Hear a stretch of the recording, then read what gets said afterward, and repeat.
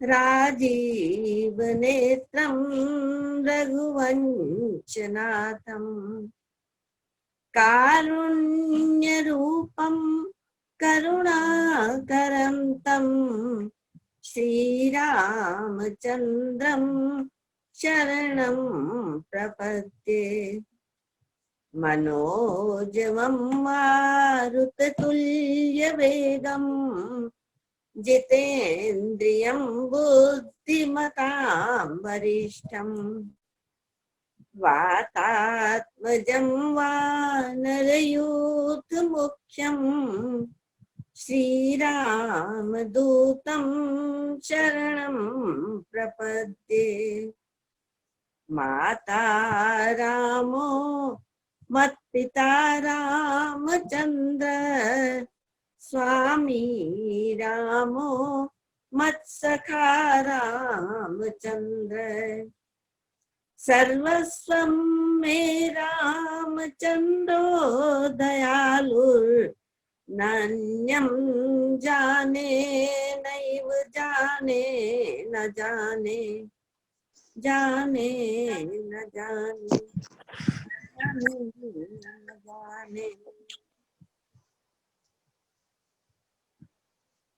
जाने। आइए राघवेंद्र ठाकुर जी के चरणों में प्रणाम करते हुए संतों के आशीर्वाद से हम अपने रामचरितमानस की परिक्रमा में आगे बढ़ते हैं। हम उत्तरकांड पर पहुंच गए थे कल, और उसमें भी मैंने आपको बताया था कि काकभूषुंडी जी के पास गरुड़ जी जाते हैं और ये कहते हैं कि मेरा संदेह आप दूर कीजिए। काकभूषुंडी जी के जब पास जाते हैं, वास्तव में देखिए कि पक्षियों के राजा गरुड़ जी हैं, और जब वो जाते हैं काकभूषुंडी जी के आश्रम में, काकभूषुंडी जी एक काक मतलब कौवा उस रूप में है, तो उनके लिए तो वो उनके स्वामी हैं, काकभूषुंडी जी के लिए गरुड़ जी। तो तभी वो नाथ कृतार्थ भयो में नाथ कह रहे हैं उनको, मैं कृतार्थ हो गया, अब मुझे आज्ञा दीजिए कि आप इस आश्रम में जिस कारण से आए हैं, किसी काम से आए होंगे, तो आयसु देव सो करहु प्रभु आयहु के काज, आप किस कार्य से आए हैं वो मुझे बताइए। तो फिर अब गरुड़ जी भी बहुत पोलाइट वे में कहते हैं, बहुत नम्रता से कहते हैं, सदा कृतारथ रूप तुम कै मृदु वचन खगेश, जय के स्तुति सादर निजमुख कीनी महेश। शिव जी ने आपकी स्तुति की है,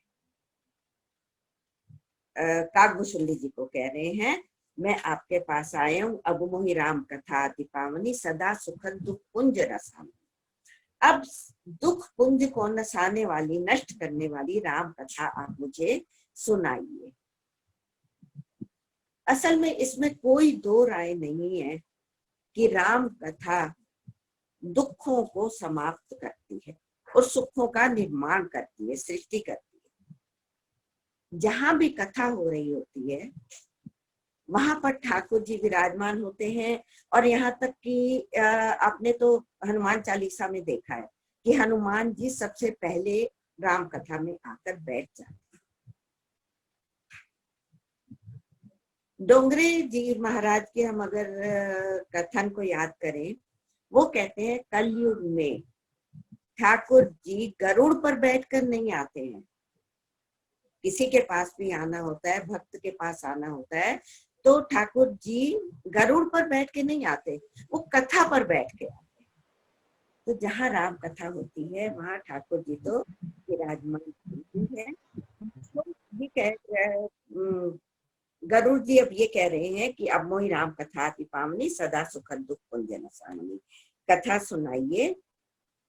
ये 63 से 68 मैंने आपको बताया था 5 दोहों का है, ये काकभूषुंडी रामायण कहलाती है। और संत कहते हैं कि अगर कोई रोज पाठ नहीं कर सकता रामचरितमानस का, तो सिर्फ इसका पाठ कर लेते हैं, पूरे रामचरितमानस के पाठ का फल मिल जाता है। अब ये संतों का वाक्य है तो इसके लिए संत जिम्मेदार है, इसका रोज पाठ कर लिया जाए, आपकी रामचरितमानस रोज पूरी हो गई। और इसमें भी 84 प्रसंग हैं, 84 प्रसंग। और ऐसा कहते हैं, जैसे ही है ना, प्रथम यति अनुराग भवानी रामचरित सर कहे सुबखानी, पुनि नारद कर मोह अपारा कहे सुबहुरी राम अवतारा। ऐसे अलग अलग प्रसंग 84 आ जाते हैं। तो ऐसा कहते हैं कि इसके पाठ से 84 लाख योनियों से छुटकारा मिल जाता है। तो बहुत लोग ऐसे हैं जो इसका रोज पाठ करते हैं। तो ये उन्होंने सारे प्रश्न पूछे, पहले प्रश्न पूछे, और फिर जब काकभूषुंडी जी ने ये प्रथम यति अनुराग, राम का जन्म का बताया, नारद के मोह का बताया, इस प्रकार सारे बताते हुए आगे बढ़ते हैं। और अंत में आके कैसे बहुरी राम अभिषेका, राम अभिषेक तक भी आ जाते हैं। और कथा समस्त भुसुंडी बखानी, जो मैं तुम सन कही बखानी, पुनि सब राम कथा खगनाहा कहत वचन मन परम चाहा। अब लास्ट में, पहले तो नाथ कह रहे थे ना उनको, काकभूषुंडी जी गरुड़ जी को कह रहे थे हे नाथ, लेकिन अब गरुड़ जी क्या रहे, गयो मोर संदेह, मेरे सारे संदेह समाप्त हो गए हैं।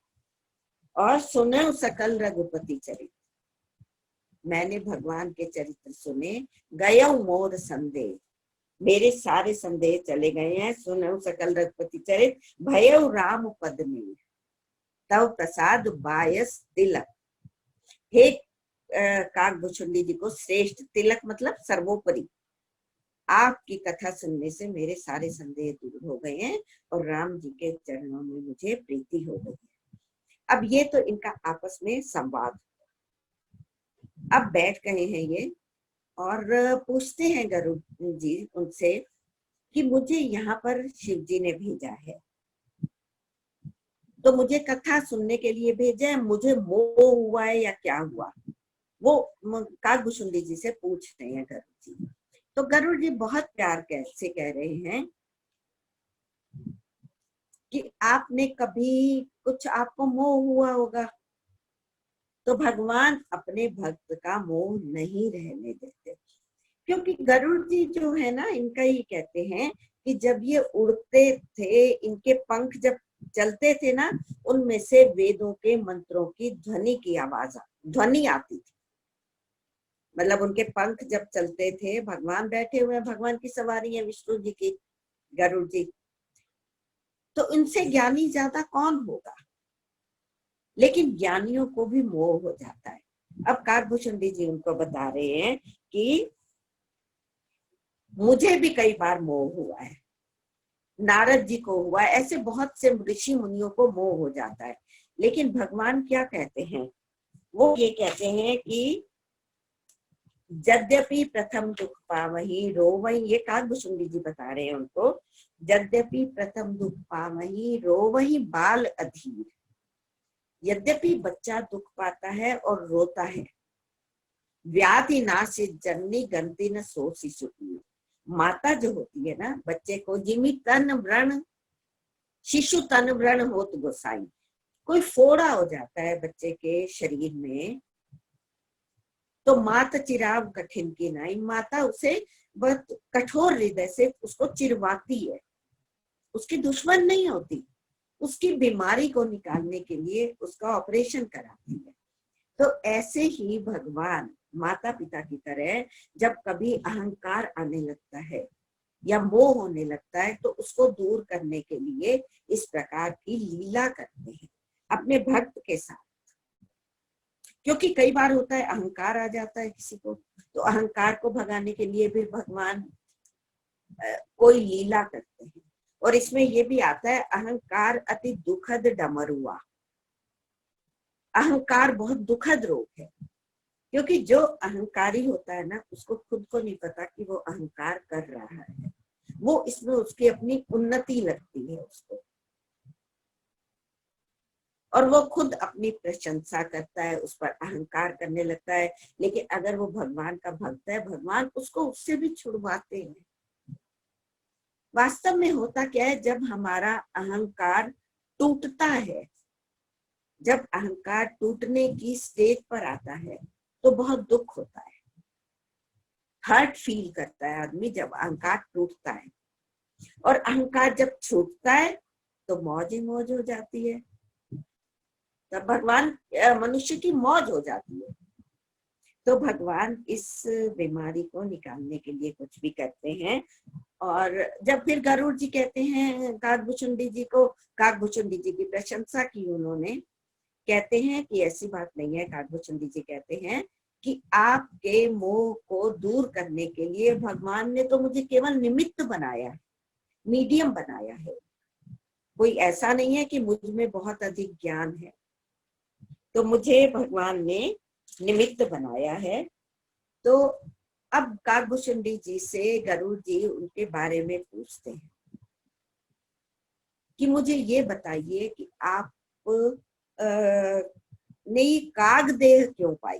ये सबको होता है कि इतने भक्त हैं, इतने ज्ञानी हैं काकभुचुंडी जी, तो कौवे के शरीर में क्यों रहे हैं, कोई और बहुत सुंदर शरीर ले सकते थे।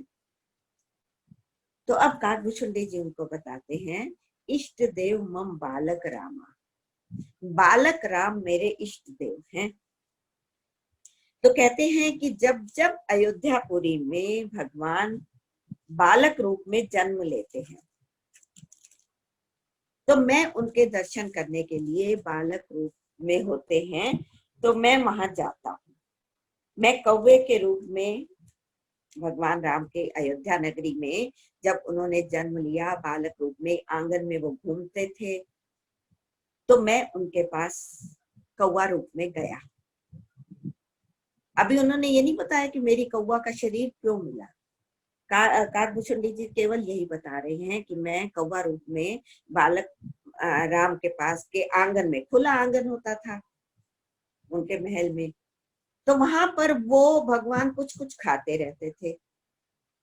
तो काकभुचुंडी जी कहते हैं कि भगवान खाकर अपनी जूठन जहां गिराते थे, मैं प्रसाद रूप में वो भोग प्राप्त करता था, मैं उसको उठाकर खाता था, क्योंकि कौवे गुरी हुई चीज को खाते हैं। तो ये कहते हैं काकभुचुंडी जी कि जहां भगवान चलते थे, कुछ भी खाने की वस्तु गिराते थे, तो मैं वो उठाकर खाता था। इतना ही नहीं, मैं भगवान के पास जाता था, आवत निकट हंसहि प्रभु, जब मैं भगवान के निकट जाता था तो हंसते थे, और भाजत रुदन कराही, जब मैं दूर जाता था तो रोने लगते थे। तो भगवान वास्तव में ऐसा करते हैं कि भक्त जब उनके पास आता है तो प्रसन्न होते हैं, और दूर जाता है भक्त तो उनको अच्छा नहीं लगता। तो कहते हैं आवत निकट हंसहि प्रभु भाजत रुदन कराही, और जब मैं दूर हो जाता था, काकभुचुंडी जी कहते हैं, तो मुझे बुआ दिखाते थे कि आ जाओ लो। तो काकभुचुंडी जी ये कहते हैं कि जब मैं उनके पैर उनके चरणों को स्पर्श करने के लिए उनके पास जाता था तो वो दूर भाग जाते थे। तो हमारी ये क्रीड़ा चलती थी। देखिए भगवान की क्रीड़ा भक्त के साथ चल रही है। और वो ये कहते हैं कि वो जब मैं पैर छूने जाता था तो भगवान दूर हो जाते थे। तो फिर अब एक बार की वो घटना बताते हैं कि मेरे साथ क्या हुआ। काकभुचुंडी जी कहते हैं कि मैं उनके साथ ही क्रीड़ा कर रहा था, भगवान बल्कि मेरे साथ भगवान क्रीड़ा कर रहे थे। उन्होंने बहुत सुंदर झगला पहना हुआ है, झबला पहना हुआ है, उनका बहुत सुंदर वर्णन किया है इन्होंने, बाल रूप का वर्णन। तो कहते हैं कि एक बार ऐसा हुआ, मैं उनके पास गया और भगवान ने मुझे पकड़ने के लिए अपना हाथ बढ़ाया। जब भगवान ने अपना हाथ बढ़ाया तो मैं उड़कर भाग चला आगे आगे, और भगवान का हाथ मेरे पीछे पीछे। कहते हैं सप्ता वरण भेद करी, जहां लगे गति मोरी। 7 लेयर्स, सप्तावरण, आवरण है, सप्त आवरण है, 7 लेयर्स हैं, उनको पार करके जहां तक मेरी गति थी, वो बता रहे हैं काकभूषण जी कौवे, जहां तक गति थी वहां तक मैं जाता रहा। और मैं जहां भी जाता था पीछे देखता था कि भगवान का हाथ मुझे पकड़ने के लिए आ रहा है। मैं लगातार भागता रहा, भागता रहा, भागता रहा। और कितना अंतर था, केवल 2 उंगल का अंतर रहता था, 2 उंगली का। तो ऐसा ही होता था जब कृष्ण जी को माँ बांधने गई, तब भी 2 उंगली का रस्सी छोटी पड़ती थी। तो ये अहमता और ममता होती है, वो समाप्त हो जाए, ऐसा संत कहते हैं। तो ये 2 उंगल छोटे पीछे रहता था उनका हाथ। तो काकभूषण जी कहते हैं मैं 7 लेयर्स को क्रॉस करके आगे जब चला गया तो मैं भयभीत हो गया और मैंने आंखें बंद कर दी, आंखें मूंद कर कह रहे हैं मैं बैठ गया।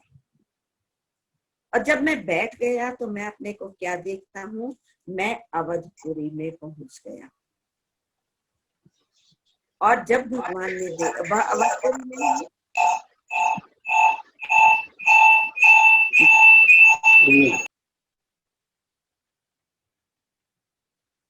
काकभूषण जी ने कहते हैं मैं जब अवधपुरी में देखा कि मैं पहुंच गया हूँ और वही बाल रूप में फिर भगवान क्रीड़ा कर रहे हैं, तो कहते हैं कि उस समय क्या हुआ कि फिर भी मैं रह रही। तो भगवान ने क्या किया, हंसे। और मैं भगवान की हंसी माया हास हमने किया था ना पहले लंका कांड में। मंदोदरी कह रही है पद पाताल सी सधामा, लास्ट में वो कहती है अहंकार शिव बुद्धि अज मन शशि चित्त महान। भगवान इसी में वो सब कहती है कि माया हास बाहु दिक्पाला। तो भगवान की हंसी जो है वो माया है। भगवान हंसे और काकभूषण जी कहते हैं मैं उनके मुख में चला गया। बहुत सुंदर कथा है काकभूषण जी की। वो कहते हैं मैं उनके मुख में चला गया और मुख में जाकर मैं क्या देखता हूँ, अनेकों ब्रह्मांड बालक भगवान के मुख में गए। ये देखिए लीला क्या चीज होती है। तो कहते हैं कि जब मैं मुख के अंदर गया तो मैंने अंदर जाकर अनेकों ब्रह्मांड है, अनेक सूर्य चंद्रमा ऋषि मुनि देव धनु, बहुत सारे वो हैं, कौशल्या जी सुमित्रा जी ऐसे बहुत सारे हैं, और लक्ष्मण जी भरत जी सब देखे। वो सारे अलग अलग रूपों में थे, ये ध्यान देने वाली चीज है। लेकिन राम रूप दूसर नहीं देखा, राम का रूप दूसरा नहीं था, वही रूप था जिस रूप में भगवान होते हैं राम। तो अब उन्होंने देखा, कहते हैं मैं इतने कल तक रहा। एक्चुअली जब भगवान के पास पहुंच जाता है भक्त तो टाइम एंड स्पेस की कोई लिमिट नहीं रहती। कितने उसमें तो उन्होंने कहा एक एक कल्प रहा मैं, लेकिन उसमें अगर आप नहीं भी जाते तो बहुत समय तक काकभूषण जी कहते हैं रहे वहां। और उसके बाद जब ऐसा हुआ कि भगवान फिर हंसे, उन्होंने मुंह खोला और मैं बाहर आ गया। भगवान ने देखा, छोटे बालक रूप में ही ये सब हो रहा है उनके साथ। कहते हैं कि उन्होंने मुझे कहा, उन्होंने मेरे सिर पर हाथ फेरा भगवान ने। ये अपनी कथा बता रहे हैं काकभूषण जी कि उन्होंने मेरे सिर पर हाथ फेरा और मेरे सारा भय समाप्त हो, मैं बिल फिर से स्वस्थ हो गया। स्वस्थ मतलब स्व में स्थित, अपने रूप में स्थित हो गया। तो कर सरोज प्रभु मम सिर पर से दीन दयाल सकल दुख हरे। कर सरोज प्रभु मम सिर धरे, अपना हस्त कमल मेरे सिर पर रखा, मेरे सब दुख दूर कर दिए। अब उन्होंने कहा कि मैं तुम्हें बहुत सारे ज्ञान देता हूँ और ज्ञान विज्ञान देता हूँ। और भगवान ने ज्ञान विवेक विरति विज्ञाना मुनि दुर्लभ गुण जे जग जाना, जितने भी मुनियों को दुर्लभ है गुण वो मैं सारे तुम्हें देता हूँ। भगवान ने बहुत सारे आशीर्वाद इनको दिए काकभूषुंडी जी को। अब काकभूषुंडी जी कहते हैं कि भगवान ने इतने सारे आशीर्वाद तो मुझे दे दिए हैं, प्रभु के देन सकल सुख सही, सारे सुख मुझे देने की बात कही है, भगति आपनी देन न कही। भगवान ने अपनी भक्ति देने की तो बात नहीं की, क्योंकि अनेक व्यंजन बना लो, उसमें अगर नमक नहीं है तो सब उसमें टेस्टलेस होंगे, स्वाद नहीं आएगा। तो वो कहते हैं कि इन सब का मैं क्या करूं जब मेरे पास भक्ति नहीं होगी। तो उन्होंने भगवान से भक्ति मांगी कि मुझे भक्ति दीजिए। एव मस्तु कही रघुकुल नायक, बोले वचन परम सुखदायक। उन्होंने एव मस्तु कहा कि आपको मैंने अपनी भक्ति दे दी, और फिर भगवान ने उनको कुछ ज्ञान भी दिया। और बहुत सुंदर इनका है, अगर आप नोट कर लेंगे 85 नंबर दोहा के बाद आता है उत्तरकांड में ही।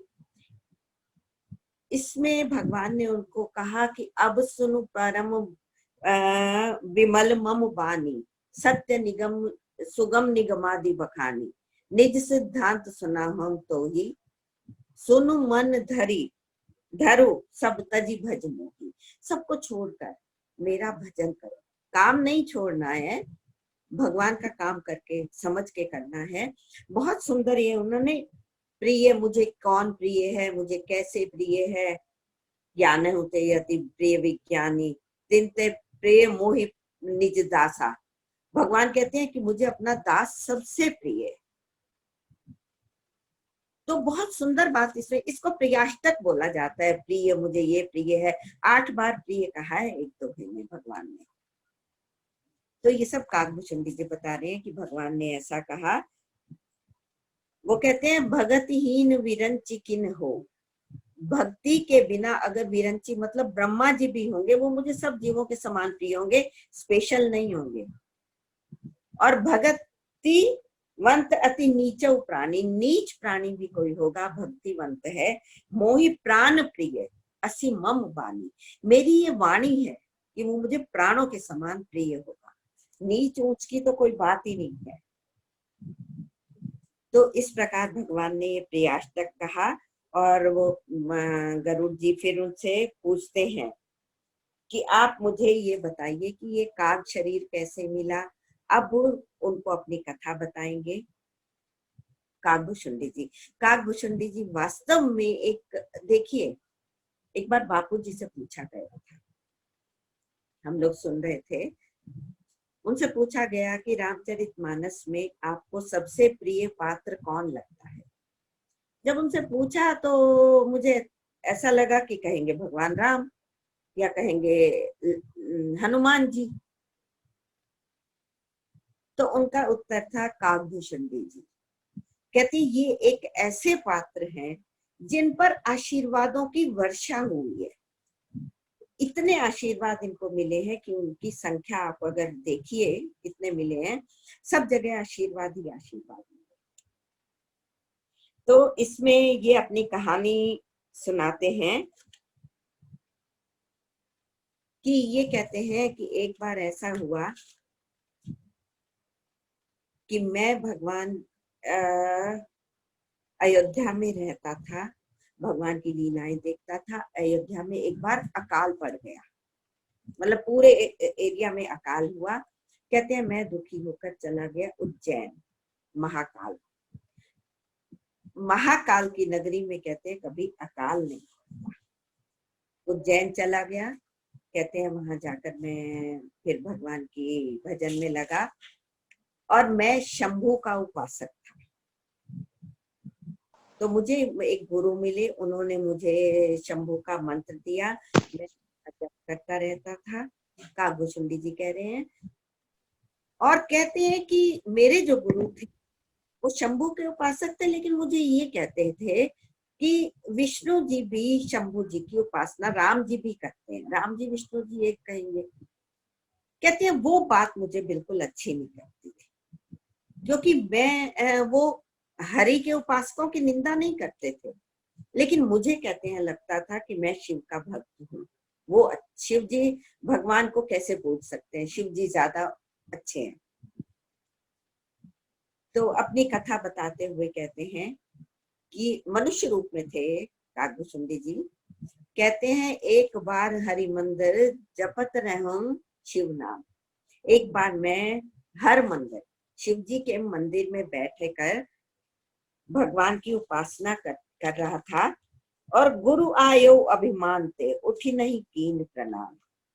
गुरु आए, मैंने अभिमान वश उनको उठकर प्रणाम नहीं किया, क्योंकि मैं गुरु से भी द्रोह करता था।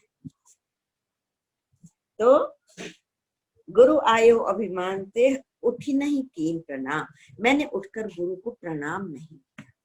और जब किसका मंत्र रहे थे? शिव जी का।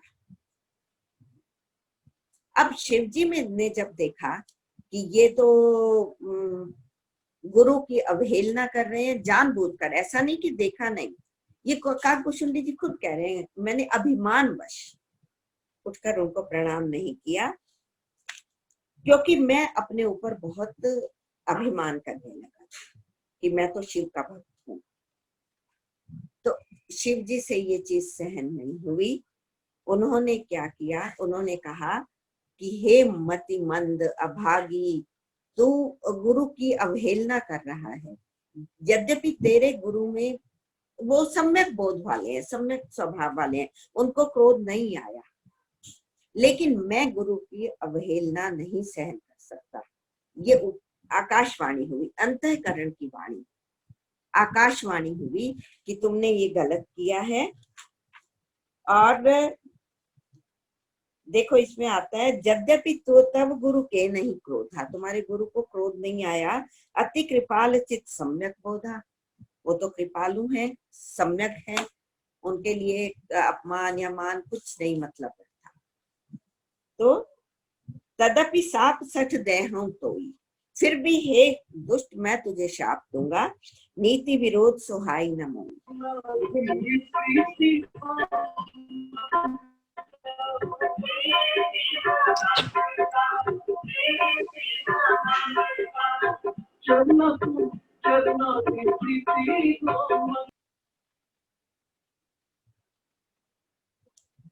राम, तो शिव जी कहते हैं कि मैं तुझे शाप अवश्य दे दूंगा। बैठ रहे हो अजगर इव पापी, हे पापी तो अजगर की तरह बैठा हुआ है कुंडली मारकर, और सर्प हो ही खल मल मति व्यापी, तू जाकर सर्प हो जा। उसको शाप दे दिया कि तू अजगर की तरह बैठा है, तो तू जाकर सर्प हो जा। महाविटप कोटर मुजाई रहु अधमाधम अधगति पाई, तुम्हें अधगति अधोगति मिले तो तुम जाकर एक सर्प हो जाओ। अब गुरु ने जब देखा कि इस प्रकार आकाशवाणी हुई है, तो उन हाहाकार की गुरु बहुत बुरी तरह से हाहाकार मतलब चिल्लाए कि ये मेरे शिष्य की अधोगति हो रही है। तो हाहाकार कीन गुरु दारुण सुनी मम शाप, मेरे दारुण शाप को सुनकर हाहाकार किया गुरु ने, और कंपित मोहि विलोकयति, मैं कांपने लगा शाप को सुनकर कि मैं तो शिव जी की उपासना कर रहा हूँ और ये मुझे शाप दे रहे हैं। तो कहते हैं कंपित मोहि विलोकयति उर उपजा परिताप, उनके हृदय में बहुत दुख उत्पन्न हुआ कि मेरा शिष्य की ये गति हो रही है। तो करी दंडवत सप्रेम दीज, उन ब्राह्मण ने, उन गुरु ने दंडवत की पहले शिव जी को, और फिर शिव सन्मुख कर जोरी, हाथ जोड़कर शिव जी के सन्मुख विनय करत गदगद गिरा, गदगद स्वर समुझी घोर मति मोरी। अब उन्होंने मेरी घोर गति को देखकर शिव जी को प्रणाम करके गुरु ने ये रुद्राष्टक बोला। अब मैं आपको बता दूं रुद्राष्टक है क्या। ये गुरु के द्वारा बोला हुआ अष्टक, 8 इसमें पद हैं, छंद हैं।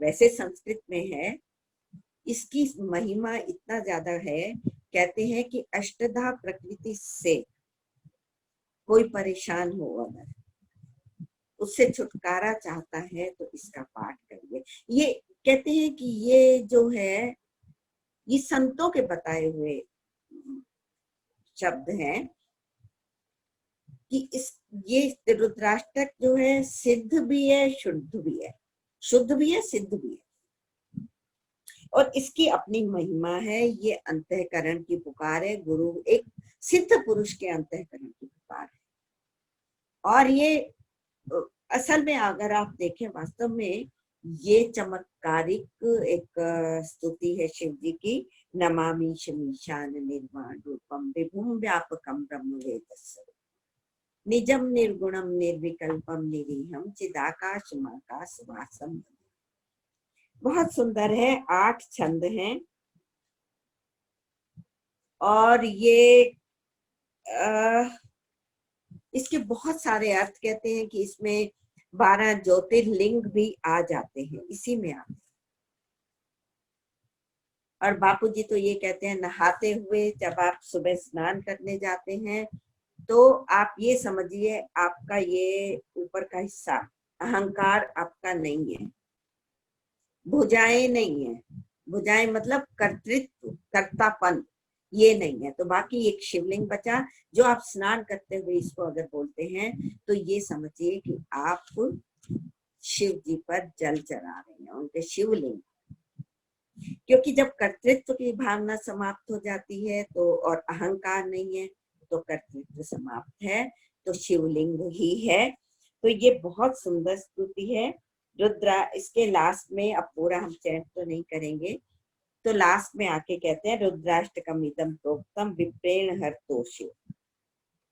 हर तो शिव, हर कहते हैं शिव जी को संतुष्ट करने के लिए ये ब्राह्मण के द्वारा बोला गया। ये पठंती नरा भक्त्या, भक्ति पूर्वक जो इसका पाठ करते हैं उन पर शंभु प्रसन्न हो जाते हैं। ये इसका फलादेश है। तो सुनत विनती सर्वज्ञ शिव देखी विप्र अनुराग पुनि मंदिर नभवानी भई द्विज बर मान। फिर से नभवाणी हुई, आकाशवाणी हुई कि हे ब्राह्मण, आपकी भक्ति को मैंने देखा, आपकी शालीनता को देखा, आपका शिष्य के प्रति प्रेम देखा, तो आप मांगो क्या मांगते हो। अब गुरु भी कोई छोटे मोटे गुरु नहीं थे, उन्होंने कहा क्या मांगा कि यही कर होई परम कल्याण, मेरे इस शिष्य का परम कल्याण। उसको तो उन्होंने कहा कि बैठ रहे हो अजगरी पापी, तो सर्प हो जा, लेकिन कह रहे हैं अब गुरु उनके लिए मांग रहे हैं, अपने लिए कुछ नहीं मांगा गुरु ने। और कहते क्या है, यही कर होई परम कल्याणा सोई कर हो कृपा निधाना। हे कृपा निधान, आप ऐसा करो इसका कल्याण ही नहीं परम कल्याण हो मेरे शिष्य का। तो साप शंकर दीन दयाल अब यही पर हो कृपाल, साप अनुग्रह होई जही नाथ थोड़े ही काल, थोड़े काल के लिए हो इसको शाप। तो शिव जी फिर कहते हैं कि देखो मैंने शाप दिया है, ये अवश्य अनेक जन्म तो ये पाएगा, इसको सर्प योनि भी मिलेगी, अनेक जन्म मिलेंगे, लेकिन जन्म में और मृत्यु में जो कष्ट होता है वो इसको नहीं। और फिर उसको आशीर्वाद दिया कि इसका ज्ञान बना रहेगा, जिस भी जन्म में ये जाएगा, जिस भी शरीर धारण कोई भी ये करेगा तो इसका ज्ञान नष्ट नहीं। तो इस प्रकार उसको शाप देकर चले गए और वरदान बहुत सारे दिए। तो ये कहते हैं काकभूषुंडी जी, अच्छा उनको ये भी दिया, और एक आशीषा मोरी अप्रतिहत गति होई तोरी। काकभूषुंडी जी को बहुत सारे आशीर्वाद दिए कि तुम्हारी अप्रतिहत गति होगी। अप्रतिहत गति मतलब निर्बाध गति, बिना बाधा के तुम जहां जाना चाहोगे ऐसा नहीं कि जिस भी शरीर में तुम होगे, जहां तुम उस शरीर से पहुंचना चाहोगे तुम पहुंच जाओगे। अप्रतिहत गति कहलाती है, बिना बाधा की गति तुम्हारी होगी। और कहते हैं कि काकभूषुंडी जी ने उनके चरणों में प्रणाम किया। इस प्रकार वो कहते हैं, मैंने अनेक जन्म पाए और जो भी मैं शरीर धारण करता था मुझे कोई कष्ट नहीं होता था।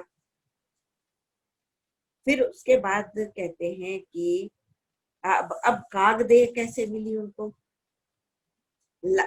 जो उनको आखिरी जो उनकी जन्म मिला ना शिव जी के, उससे वो उनको ब्राह्मण का जन्म मिला।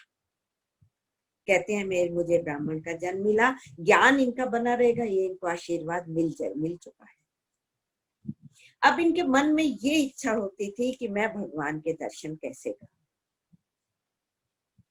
तो जहां जाते थे सब उनको कहते थे कि भगवान तो सब जीवों में है, निराकार रूप से है। लेकिन इनको काकभूषुंडी जी को ये लगता था कि ये ब्राह्मण रूप में थे, अभी कौवा रूप में नहीं आए थे। कहते हैं कि मुझे ऐसा लगता था कि मुझे साकार भगवान के दर्शन चाहिए, मुझे भगवान के साकार दर्शन चाहिए। उनकी यही, जिस सन्यासी के पास जाते थे, जिस गुरु के पास जाते थे, वो उनको ये कहता था कि ईश्वर सर्वभूत में रहे, ईश्वर तो सब प्राणियों में रहते हैं। तो वो उनको नहीं लगता था, उनको लगता था कि मुझे भगवान के दर्शन चाहिए साकार। तो फिर एक बार लोमश ऋषि के पास गए, उनके पास गए, उन्होंने इनको ज्ञान दिया। तो ज्ञान दिया, उसमें भी ये हुआ कि निर्गुण मत नहीं मोहि सुहाई। वो भी जब निर्गुण मत कहते थे तो इनको सुहाता नहीं था। तो इस प्रकार ये भगवान के दर्शन पाना चाहते थे। एक बार अपने गुरु के साथ ही बैठे थे, लोमश ऋषि के साथ। तो ये कहते थे मुझे निर्गुण नहीं, मुझे सगुण बताओ। वो कहते थे कि सगुण निर्गुण एक है। तो इनको कहते हैं, ये काकभूषुंडी जी बता रहे हैं गरुड़ जी को, उत्तर प्रति उत्तर में कीना, मैं बार बार उत्तर प्रति उत्तर करता रहा, बहुत अधिक। तो मुनि तन भय क्रोध के चीना, मुनि को क्रोध आ गया कि भाई ये क्या मतलब हुआ है कि तुम अपनी बात पर ही अटके हुए हो। तो उन्होंने क्या कहा कि तू अपना पक्ष नहीं छोड़ रहा है, तू सगुण वाला पक्ष नहीं छोड़ रहा। सठ स्वपच्छ तव हृदय विशाला, अपना पक्ष तूने पकड़ा हुआ है। सपदि हो ही पंछी चंडाला। उनको गुरु को क्रोध आ गया, उन्होंने कहा जाकर तुम पक्षी हो जाओ। पक्ष नहीं छोड़ रहे ना, पक्ष होते हैं दो, पंख को पक्ष भी कहते हैं। तो कहते हैं चंडाल पक्षी बन जाओ, कौवा चंडाल पक्षी माना जाता है। लेकिन ये भी मैं आपको बता दूं, इनको कौवा होने का आशीर्वाद मिला, लेकिन कौवे को भी जब भगवान का आशीर्वाद मिल जाए, मधुर वचन तब बोले कागा, उनको कहा कि तुम चंडाल पक्षी बन जाओ। तो तुरंत भयो मैं काग, मैं तुरंत ही काग बन गया, कौवा बन गया। काग तब पुनि मुनि पद सिर नाई, फिर मैंने मुनि के चरणों में सिर नवाया, काग बन गया जैसे उन्होंने कहा लोमश ऋषि ने। तो ये कौवा बन गए। कौवा बन के भी इन्होंने भगवान के गुरु के चरणों में नमस्कार किया। सुमिरि राम रघुवंश मणि, हर्षित चले उड़ाई। मैं भगवान को हृदय में रखकर, मन में रखकर मैं हर्षित होकर उड़ गया। मुझे कोई दुख भय, कोई भय या दीनता नहीं आई। मुझे ऐसा नहीं लगा कि इन्होंने मुझे क्यों शाप दिया। कहते मैं काग बन गया, उनको चरणों में प्रणाम किया, हर्षित था मैं हृदय में, और मैं फिर उड़ गया भगवान को हृदय में बिठाकर। अब लोमश ऋषि को ये लगा कि ये मैंने क्या किया। सुनो खगेश नहीं कछु ऋषि दूषण, हे खगेश हे गरुड़ जी सुनो, इसमें ऋषि का कोई दोष नहीं था। और प्रेरक रघुवंश विभूषण, रघुवंश विभूषण राम जी ही सबकी उनमें प्रेरणा देते हैं, राम जी ने ही ऐसा चाहा। डॉक्टर रखेजा अक्सर बताते हैं कि दुख के दस्तावेज हों या सुखों की वसीयत, हमारे लिए जीवन में दुख के दस्तावेजों या सुखों की वसीयत गौर से देखा जाए तो हर जगह मिलेंगे आपके दस्तखत। भगवान के साइन हुए बिना कोई भी फाइल आगे नहीं बढ़ती। तो यही ये कह रहे हैं, सुनो खगेश नहीं कछु ऋषि दूषण। ऋषि का कोई दोष नहीं था, ये लोमश ऋषि का। और प्रेरक रघुवंश विभूषण, सबकी ओर में प्रेरणा देने वाले रघुवंश मणि ही है। तो अब ये कहेंगे कि मेरे लिए काग का जो ये उन्होंने मुझे कहा था, शाप दिया, ये मेरे लिए तो वरदान बन गया, कठोर कृपा बन गई। जैसे आजकल आप देखिए कोरोना के लिए लॉकडाउन हुआ है, ये कठोर कृपा है, लेकिन हम सब पर कृपा ये भी हो रही है कि हमें हरि नाम सुनने को मिल रहा है, रोज मिल रहा है, रस पीने को मिल रहा है। तो कृपा सिंधु मुनि मति करी भोरी, लीनी प्रेम परीक्षा मोरी। मेरे प्रेम की परीक्षा ली है भगवान ने। तो जब उनका माया हटी, लोमश ऋषि को ये लगा कि उन्होंने ये क्या किया, तो उन्होंने क्या किया, उनको वापिस बुलाया कागभूषुंडी जी को, काग रूप में। अभी काग रूप में आ गए तो मुनि उनको बुलाया, उनको बहुत सारे आशीर्वाद दिए। मुनि मोहि कछुक काल तह राखा, मुनि ने मुझे वहां पर कुछ समय रखा और रामचरितमानस तब भाषा, उन्होंने मुझे रामचरितमानस सुनाया और सादर मोहि यह कथा सुनाई, पुनि बोले मुनि गिरा सुहाई। बहुत सुंदर वाणी में मुझे कहा, बहुत सारे आशीर्वाद दिए और मेरे सिर को उन्होंने अपने हाथ से स्पर्श करके आशीर्वाद दिया कि सदा राम प्रिय हो तुम, शुभ गुण भवन अमान, हमेशा तुम राम के प्रिय रहो, शुभ गुणों वाले रहो, काम रूप इच्छा मरण, अपनी इच्छा से तुम काम रूप मतलब अपनी इच्छा से तुम जीवन छोड़ो या लो, इच्छा जन्म और मरण तुम्हारी इच्छा से ही होगा। और ज्ञान और वैराग्य के निधान, बहुत सारे आशीर्वाद दिए और ये भी कहा जेहि आश्रम तुम बसब पुनि, जिस आश्रम में आप रहोगे, जेहि आश्रम तुम बसब पुनि, सुमिरत श्री भगवान, भगवान का स्मरण करते हुए जिस आश्रम में तुम रहोगे, व्यापी तहना अविद्या जोजन एक प्रजन, एक योजन तक उसका ऐसे एक सर्कल बन जाएगा। जिस आश्रम में तुम रहोगे वहां पर अविद्या का प्रवेश नहीं होगा, अविद्या दुर्गुणों का प्रवेश नहीं है। और इतना ही नहीं, उस आश्रम में कोई पैर भी रखेगा उसके भी सब दुर्गुण समाप्त हो जाएंगे। क्योंकि संदेह तो कागभूषुंडी जी के आश्रम में आते ही गरुड़ जी का चला गया, गयो मोर संदेह। राम कथा सुनी उन्हें और फिर इनको बहुत सारे आशीर्वाद दिए हैं। लोमश ऋषि ने ये भी कहा, जो इच्छा करे हो मन माही, हरि प्रसाद कछु दुर्लभ नाई। जो इच्छा तुम करोगे, भगवान की कृपा से तुम्हारे लिए कोई भी चीज दुर्लभ नहीं रहेगी। दुर्लभ मतलब किसी चीज को प्राप्त करना तुम्हारे लिए कठिन नहीं रहेगा। इस प्रकार इनको बहुत सारे आशीर्वाद दिए और ये कहते हैं कि इस शरीर से मुझे इतने आशीर्वाद मिले, भगवान के दर्शन भी मैं इसी शरीर से करता हूँ। जब भी भगवान जन्म लेते हैं मैं अयोध्यापुरी में काग रूप में ही जाता हूँ, तो इसीलिए मुझे ये शरीर बहुत प्रिय है। कागभूषुंडी जी बता रहे हैं कि मुझे कौवे का शरीर, इससे मुझे बहुत कुछ मिला है, इसीलिए मुझे ये शरीर अधिक प्रिय है। तो इस प्रकार वो कहते हैं कि मैंने तुम्हें सब अपनी कथा सुनाई, अब उनको ज्ञान का उपदेश दिया, ज्ञान और भक्ति में क्या अंतर है। अब कागभूषुंडी जी इनसे लक्षण पूछेंगे, संतों के लक्षण पूछेंगे, असंतों के लक्षण पूछेंगे, सबसे बड़ा लाभ क्या है, सबसे बड़ी हानि क्या है, सबसे बड़ा धनी कौन है, सबसे बड़ा निर्धन कौन है। बहुत सारे प्रश्न उन्होंने पूछे। इस प्रकार तो सबसे बड़ी बात मैं आपको ये बता दूं, सबसे निर्धन सबसे बड़ा वही है जिसका पास राम नाम रूपी धन नहीं है। पायो जी मैंने राम रतन धन पायो। जिसके पास राम नाम रूपी, राम रूपी, कृष्ण रूपी बात एक ही है, मैं बार बार इसी बात को कह रही हूँ। तो सबसे बड़ा धनी वो है जिसके पास हरि नाम की पूंजी है, जो कभी समाप्त नहीं होती, कोई चुराता नहीं है, जितना बांटो ये बढ़ता है। और सबसे निर्धन कौन है? जिसके पास हरि नाम नहीं है। उस जैसा अभागा कोई नहीं, उस जैसा निर्धन कोई नहीं। इस प्रकार वो सारे उनके प्रश्नों के उत्तर भी देते हैं काकभूषुंडी जी गरुड़ जी के प्रश्नों के।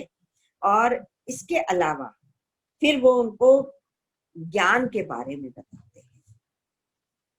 ज्ञान प्रंत कृपान के धारा परत खगेशनाथ, बहुत सारे ज्ञान के बारे में बातें इनको बताते हैं।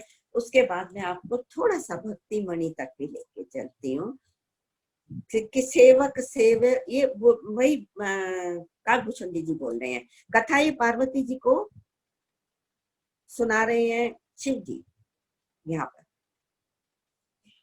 तो वो ये कह रहे हैं कि शिव जी इसमें ये भी बोल रहे हैं कि निज अनुभव अब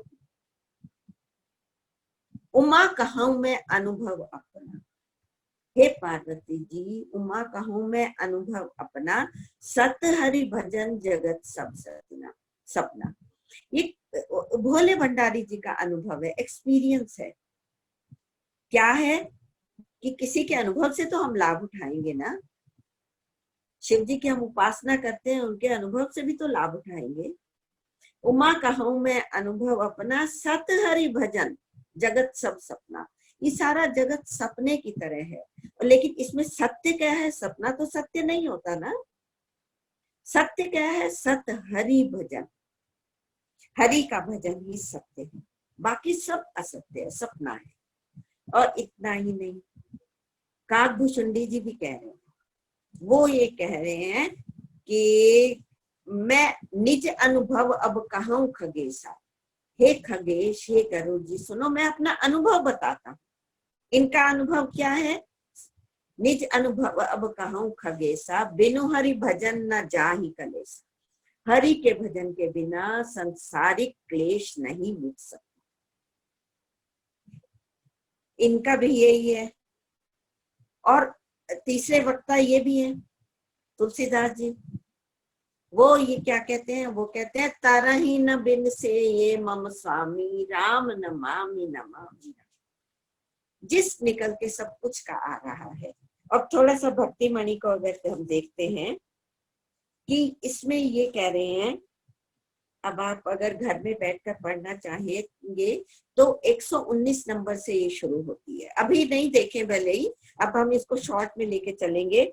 जो चेतन के जड़ करई, जड़ई करई चैतन्य, अस समर्थ रघुनायक कहीं भजई जीव चेतन। मेरे रघुनायक इतने समर्थ हैं, वो जड़ को चेतन और जड़ को चेतन को जड़ बना सकते हैं। उनके लिए कुछ भी कठिन नहीं, ऐसे समर्थ हैं, हर चीज के करने के लिए समर्थ है वो। और असमर्थ रघुनायक ही भजई जीव चेतन ते धन्य। जो जीव उनको इस प्रकार भजते हैं समर्थ रघुनाथ को, वही जीव धन्य है। कहूं, अब इसमें कहते हैं मैंने आपको ज्ञान के बारे में बताया है। कहूं ज्ञान सिद्धांत बुझाई, सुनो भगति मन के प्रभुताई। अब भक्ति मणि की प्रभुता को सुनो।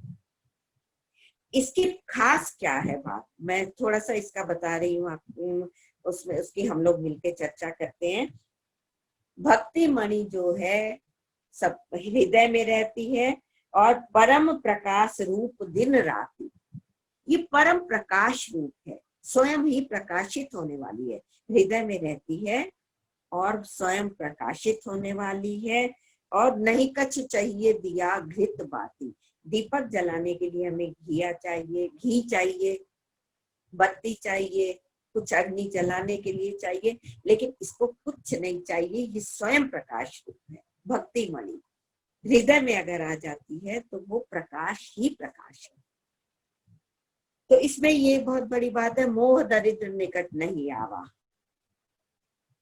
मोह इसके निकट ही नहीं आ सकता, इस मणि के निकट। और लोभ बात नहीं ताहि बुझावा, लोभ रूपी वायु उसको बुझा नहीं सकती। जैसे किसी कोई जल रहा है अगर दीपक, तो उसको वायु आती है, बुझा देती है। और इससे पहले हमने, अगर आप देखेंगे ना ज्ञान वाले उसमें, कि ज्ञान वाले इंद्रिय सुरन न ज्ञान सुहाई। इंद्रियों के देवता जो बैठे हैं उनको ज्ञान नहीं सुहाता। आवत देखे विषय बयारी, तेह हृदय कपाट उद्धारी।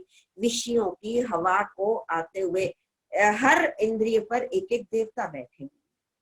जब वो देखते हैं विषयों की हवा आ रही है, तो वो हृदय कपाट उधारी, वो कपाट दरवाजे खोल देते हैं कि आने दो बयार को। लेकिन भक्ति मणि को कोई भी वायु बुझा नहीं सकती, क्योंकि वो स्वयं प्रकाशमान है, स्वयं प्रकाशित होने वाली है। और इससे प्रबल अविद्या तम मिट जाई, अविद्या का अंधकार मिट जाता है। हारई सलक सलक सकल सलभ समुदाय, बहुत सुंदर है, ये आप पढ़िएगा अपने फुर्सत के समय में जब भी। तो इस प्रकार भक्ति मणि की प्रभुता बताते हैं। और इसके अलावा थोड़ा सा और भी मैं आपको एक चीज बताऊं। आजकल व्हाट्सएप पर एक वो आ रहा है कि चमगादड़ का अवतार होगा, या कुछ उल्टा सीधा उसका अर्थ करके दिया जा रहा है, उसमें नंबर भी देते हैं। तो मैं, आप प्लीज ऐसे फॉरवर्ड नहीं करिए मैसेजेस, इसका कोई अर्थ नहीं है। इसका ये है सुर श्रुति, मैं इसको इसलिए ले रही हूँ कि आपको पता लगे कि सुर श्रुति निंदक जे अभिमानी, जो अभिमानी जीव देवताओं और वेदों की निंदा करते हैं। रौरव नरक परहिते प्राणी, वो नरक में पड़ते हैं। और हो ही उलूक संत निंदारत, जो संतों की निंदा करते हैं वो उल्लू के रूप में जन्म लेते हैं। और मोह निशा प्रिय ज्ञान भानुगत, मोह की निशा में रात्रि में सोए रहते हैं। वो सबके निंदा जे जड़ करें। जो जड़ व्यक्ति, जड़ बुद्धि वाले लोग सबकी निंदा में ही लगे रहते हैं, ते चमगादड़ नहीं, उनको चमगादड़ का जन्म मिलता है, वो चमगादड़ बनते हैं। ये अर्थ है इसका, और इसको तोड़ मोड़ के दिया जा रहा है। तो प्लीज ऐसे मैसेजेस आप फॉरवर्ड नहीं करिए, कोई अंतर नहीं, वो कोई अर्थ नहीं है ऐसा। अब मानस रोगों के बारे में भी इसमें बताया है। सुनहु तातब मानस रोगा, जेनते दुख पावहीं सब लोगा। मानस रोग है एक, तो देखिए शारीरिक रूप से जब हम बीमार होते हैं ना, तो उसका इलाज हो जाता है, डॉक्टर्स के पास जाते हैं, इलाज होता है। और जो शारीरिक बीमारी होती है उसका पता खुद को लगता है। पहले पैर में दर्द हो रहा है, या कहीं दर्द होता है, कहीं खुजली है, कुछ भी, तो अपने शारीरिक रोग का पता पहले मनुष्य को खुद को लगता है। लेकिन जो मानसिक रोग हो जाते हैं ना, उसका पता दूसरों को लगता है। अहंकारी व्यक्ति को नहीं होता पता कि मुझे अहंकार हो रहा है, या लोभी को नहीं लगता कि मुझे लोभ हो रहा है, क्रोधी को नहीं लगता कि मैं क्रोधी हूँ, दूसरे उसकी पहचान करते हैं। तो मानस रोग जो है, इसमें बहुत सुंदर दिए हुए हैं कि मानस रोग क्या क्या है और इनका निवारण भी कैसे हो, उनका निवारण भी बताया हुआ है। तो इसमें तृष्णा उदर वृत्ति अति भारी, त्रिविध ईष्णा अनंत जारी, सब उसके रोग बताए हुए हैं, मानस रोग। तो इनकी चर्चा बहुत सुंदर होती है वैसे तो, लेकिन हम आगे बढ़ते हैं। इसकी अब निवारण के उपाय भी हैं। यही विधि सकल जीव जग रोगी, हर्ष शोक भय प्रीति वियोगी। हर्ष होना, शोक होना, भय होना, ये सब क्या है, ये भी रोग की श्रेणी में आते हैं। ओवरजॉयड होना, ये भी रोग है। तो मानस रोग कछुक में गए, हई सब केल की बिरलन पाए। ये काकभूषण जी कहते हैं कि ये सब में है मानस रोग, लेकिन देख कोई कोई पाता है। ऐसा थर्मामीटर कम लोगों के पास है जो अपने रोगों को देख पाए। और जाने ते चीज ही का छुपापी, नाश न पावई जन परितापी। आगे फिर छोड़ के ही चल रही हूं मैं। राम कृपा नासहि सब रोगा, राम की कृपा से सब रोग नष्ट होते हैं। लेकिन इसका ये मतलब नहीं कि हम डॉक्टर्स के पास नहीं जाएं। डॉक्टर की दवाई अपना काम करती है, लेकिन भजन अपना काम करता है। जब दोनों जगह से हमें वो मिलता रहेगा, खुराक मिलेगी डॉक्टर की दवाई की और भजन की, तो जल्दी ठीक हो जाता है। तो राम कृपा ना सही सब रोगा, जो यही भांति बने संजोगा। अगर ऐसा संयोग बने, सदगुरु वैद वचन विश्वासा, संजम यह न विषय के आशा। अब क्या है, रघुपति भगति सजीवनी बोल, पकड़ने वाली चीज है। रघुपति की भक्ति जो है वो संजीवनी बूटी है, मरे हुओं को भी जिंदा कर देती, पुनर्जन्म दे देती है, जीवित करती है। रघुपति की भक्ति करनी क्या काम करती है, संजीवनी बूटी है। कहीं लेने नहीं जाना, आप और सब हम सबको सुलभ है अपने घरों में। तो अनुपान श्रद्धा मति पूरी, श्रद्धा से उसको लें रघुपति की भक्ति को। यही विधि भले इस रोग नसाई, नाहित जतन कोटि नहीं जाई। कोटि यत्न कर लो, कितने भी करोड़ों हजारों यत्न कर लो, मानस रोग या शारीरिक रोग नहीं जाए। और मानस रोग तो स्पेशली भजन से जाएंगे। तो इस प्रकार सबकर मत खगनायक एहा। देखो, शिव अज शुक सनकादिक नारद, ये मुनि ब्रह्म विचार विशारद। सुखदेव जी, ब्रह्मा जी, शिव जी, सनकादिक मुनि और नारद जी, सबका मत क्या है, सबकर मत खगनायक एहा। हे गरुड़ जी, सबका यही मत है क्या, करिए राम पद पंकज नेहा। भगवान के चरण कमलों में प्रेम करो, केवल प्रेम, राम ही केवल प्रेम प्यारा, जान ले जो जानहारा। कि भगवान को केवल प्रेम प्यारा है। तो क्या जाता है हमारा प्रेम, भगवान से प्रेम करें। और इस प्रकार गरुड़ जी को के बहाने हम लोगों को कागभूषुंडी जी ने ये बहुत एक भगवान भक्ति मणि दी है हमें, जो कि हमारे हृदय में रहे। तो आगे ये कह रहे हैं कि आज धन्य मैं धन्य अति, यद्यपि सब विधिहीन, निज जन जानी राम मुनि संत समागम दी। मुझे आज संत समागम मिला। और तुलसीदास जी भी अपना मत इसमें कहते हैं, सबसे अच्छा जो लगता है आप इसका बोल के देखिए कि तरहि न बिन से मम स्वामी, राम नमामि नमामि नमामि। तरहि न बिन से मम स्वामी, राम नमामि नमामि नमामि। तरहि न बिन से मम स्वामी, राम नमामि नमामि नमामि। इस प्रकार कागभूषुंडी जी ने भी उस अपनी कथा को विश्राम दिया। और मैं कृत भयं अब तव प्रसाद विश्वेश, ये पार्वती जी कह रही हैं, हे भोले भंडारी, मैं आपकी कथा से कृत्य हो गई। और उपजी राम भगति दृढ़, बीते सकल कलेश।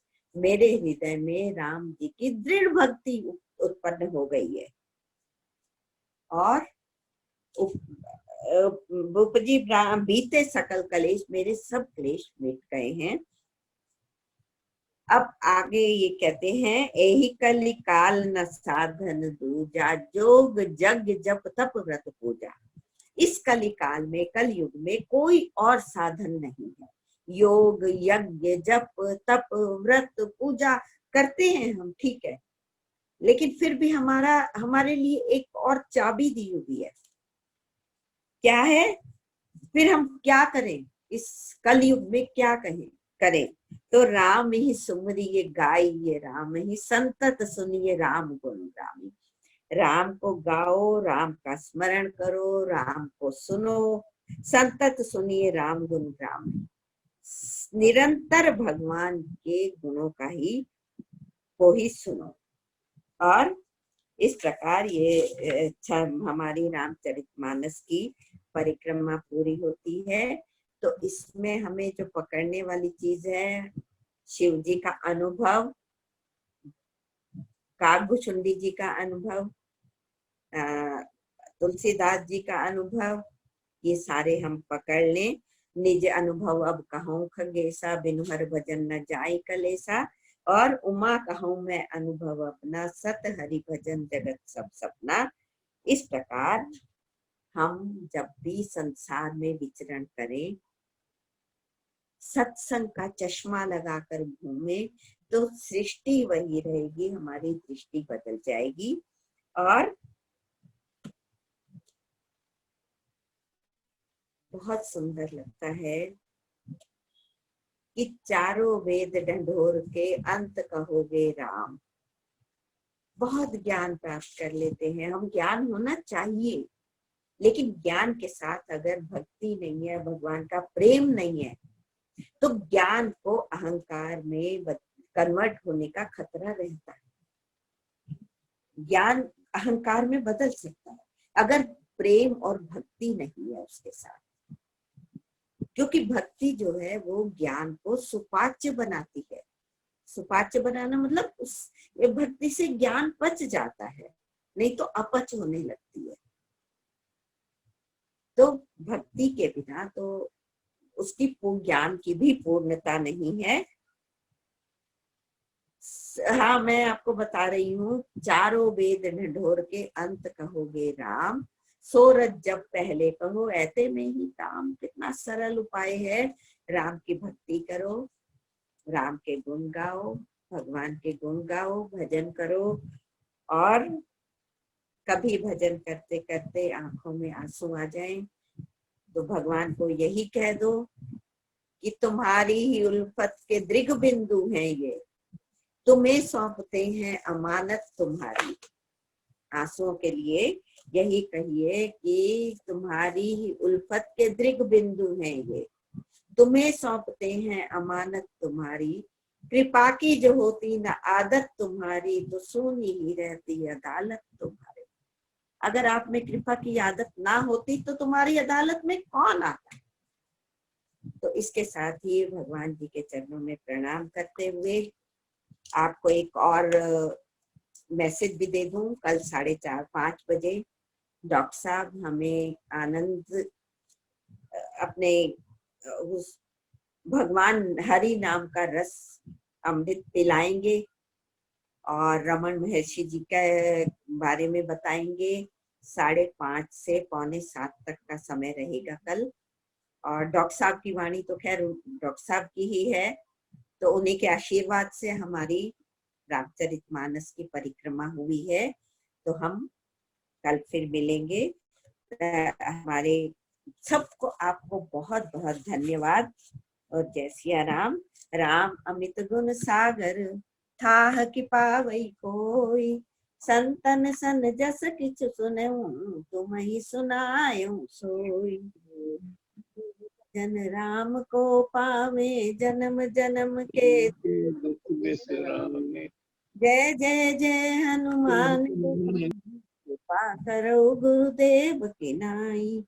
पवन तनय संकट हरण, मंगल मूर्ति रूप। राम लखन सीता सहित, हृदय बसहु। जय राम। राधे राधे। सबको मेरा प्रणाम, नमस्कार। दीदी एक